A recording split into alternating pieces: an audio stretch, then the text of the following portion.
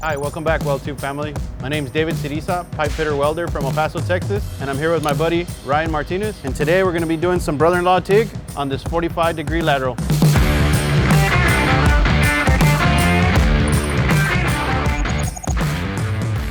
All right, guys. So on the last video, we showed you guys how to cut and fit this up. You can see we've already got it all tacked up, all ready to go. So we're going to go ahead and start and put in our root in here. I'm going to be running about 85 amps, just because my side's a little more open.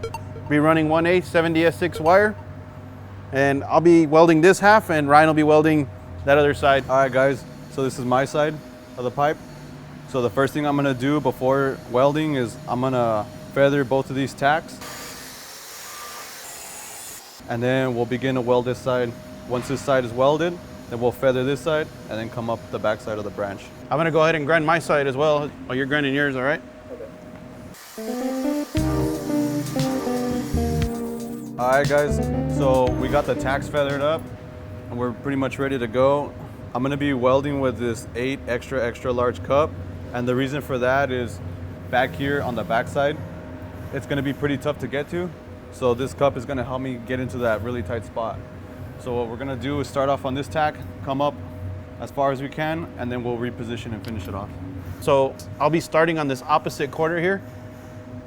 As you can see, it's really tight to get back in here. And, if you're right-handed, this is kind of your bad side. You got to weld uphill. You either got to weld crossed up like this or, switched up. I'm just going to go ahead and switch up and go left. Well, Ryan welds that side, and then just weld this other side traditionally right-handed. All right, guys, so I'm going to start off by lighting off on this tack. What I'm trying to do is start off on the middle of the tack, heat it up, and then once I get to the end of the tack where it's molten, I'll introduce my filler wire. And all I'm trying to do here is actually fuse both ends of the beveled edge. I'm doing a freehand technique. So I came up to a spot that I feel was good to make a stop. It was getting kind of uncomfortable. So now I'm gonna reposition, and I noticed I got a little tighter of a gap right here. So I'm gonna go down to a 332 size filler wire, and then I'm gonna re-begin and try to make my way up top. Right now we're at about 95 amps. If we have to, we'll probably go up for that tighter gap. So if you look closely at my prep on the tacks, me personally, I like to grind my tack that I'm gonna light off on halfway in deep. And the tack that I'm gonna tie into, I like to grind kind of like a ramp. So at the very end, I'll grind all the way till where you start seeing blue, to where the metal is that thin. And the reason I grind the tack that I'm tying into so far back is for the purpose of good penetration. All right, so kind of lighting up off this tack here. I want to get this tack really nice and hot, molten, before I start adding filler metal. Just basically, bridge your wire across. I kind of have a little bit bigger gap on this side, but you just want to make sure you're touching, you're burning your edge to edge. The edge of the top piece, the edge to the bottom piece. Just try to keep a nice and even fill, and just continue to move your root pass.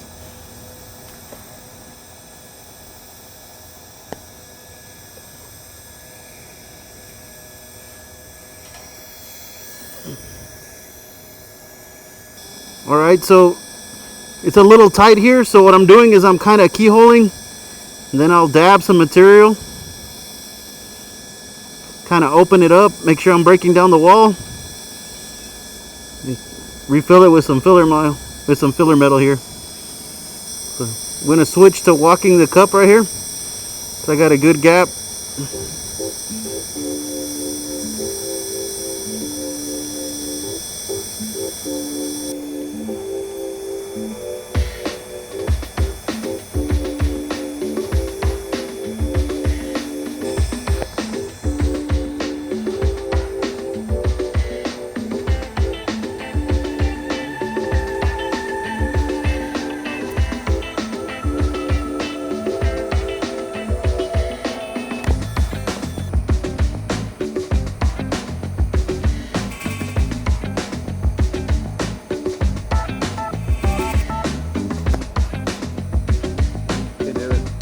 Yeah. Can you turn it up to like 125? Yeah.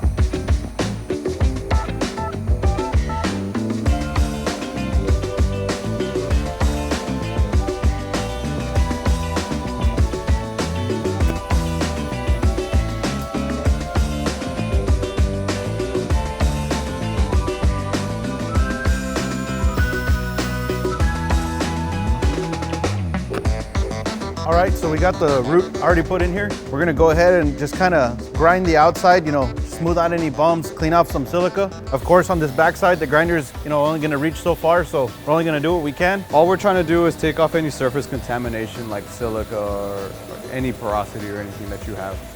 All right, guys, so the root pass is complete. Now we're getting ready to start the hot pass. I'm gonna be starting off down here and working my way up. I'm gonna be running my heat at about 175 amps. My filler wire is 1/8 ER70S6. And once we finish this quarter, then we'll jump over to this side and David will be doing the exact same thing, vice versa.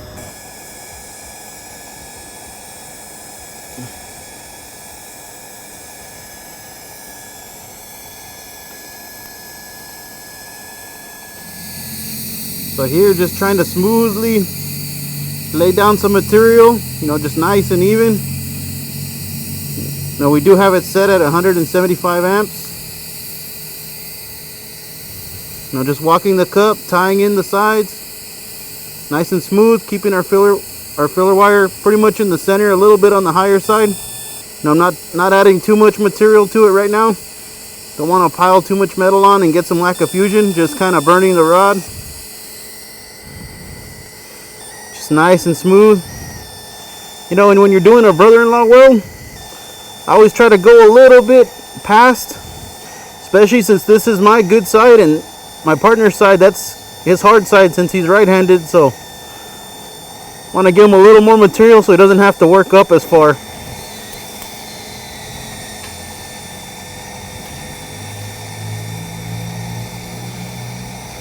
So you may have noticed that I happen to grind both points of where I'm going to be tying into, and that's just because if there's any discontinuities as far as like silica or any impurities in the weld, we want to eliminate them as soon as possible before we just put filler metal right on top of them. Try to always keep the weld as clean as possible. Even if you have to stop, that's fine. Just grind it and clean it. And yeah, and Ryan makes a good point about grinding your start, especially using this lift arc. Even though the technology has come a long ways, if you're still running on an old generator, something like that, you have a good tendency to, basically break the end of that tungsten off on your starts. Just a good habit to keep it clean. All right, so the deeper I get back into this throat here, I'm gonna have to start pulling this tungsten out a little bit more just so I can get the reach out here. I was already almost pointing 90 degrees and I basically can't move forward very well unless I pull that tungsten out, get the right angle.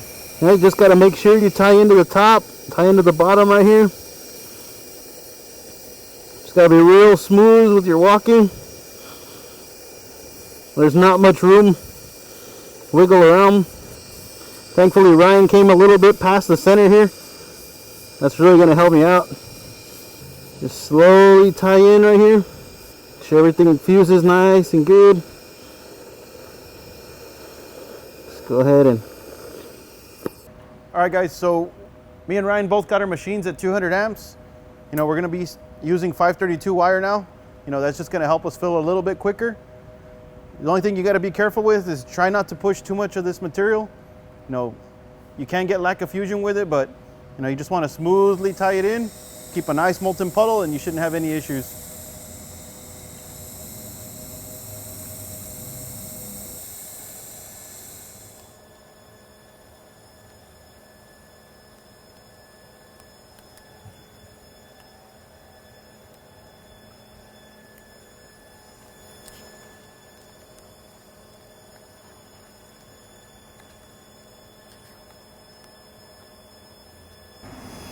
Right, and TIG welding on this lateral branch, it's kind of rare. It does happen, of course, with alloys and stuff like that, but most of the time you'll see it stick welded.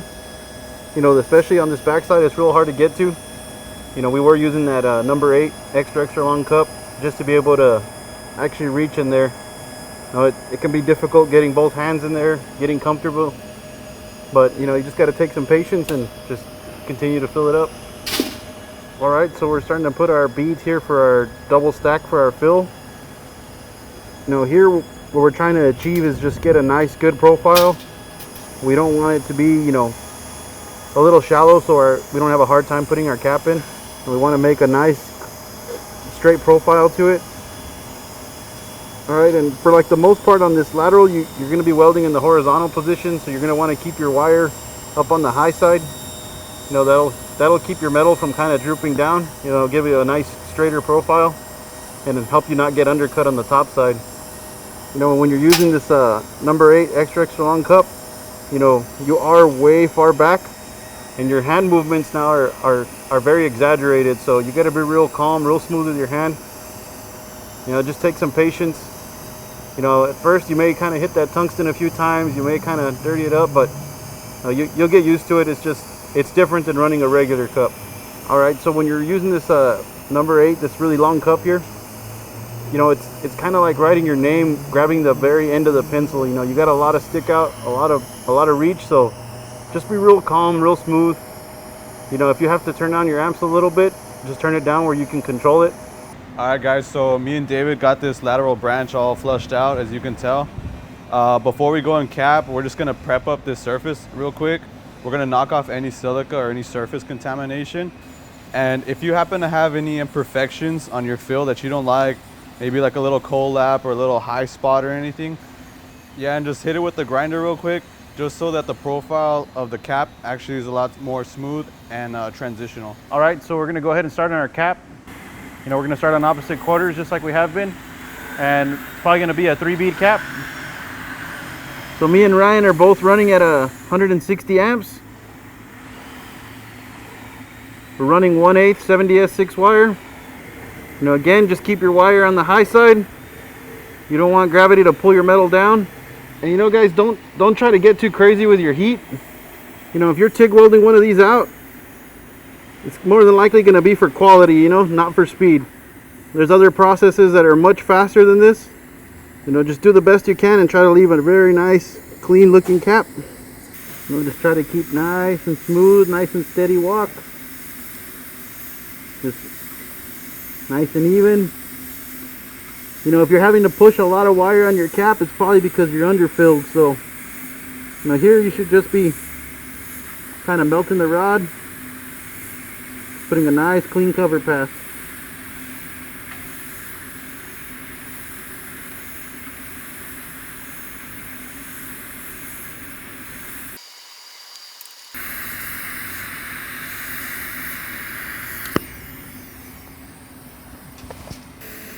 As you guys see, we're back to a regular number 8 cup. You know, we're not running that long cup.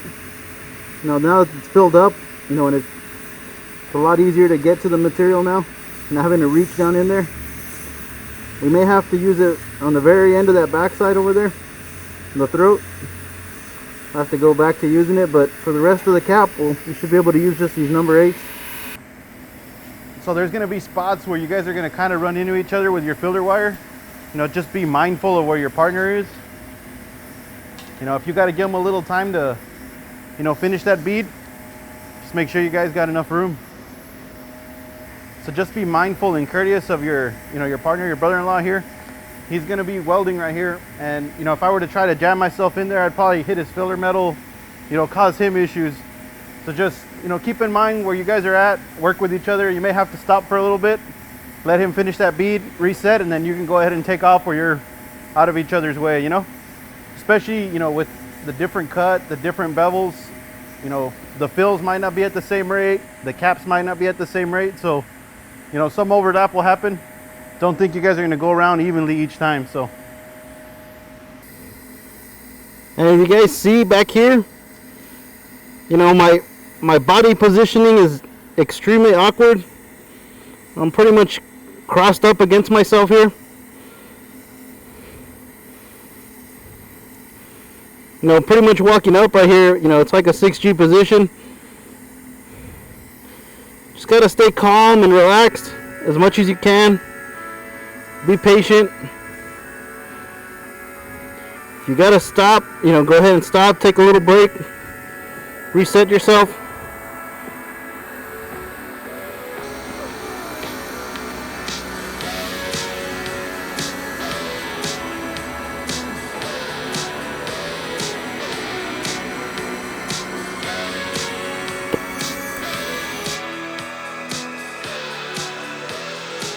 All right, so there you have it. We showed you guys how to TIG all the way out on this 12-inch lateral branch. And if you guys happen to like the fresh welding hoods that we're rocking from WeldTube, make sure to go visit weldlife.com and get you one for yourself. Don't forget to like, comment, and subscribe, and see you guys in the next one.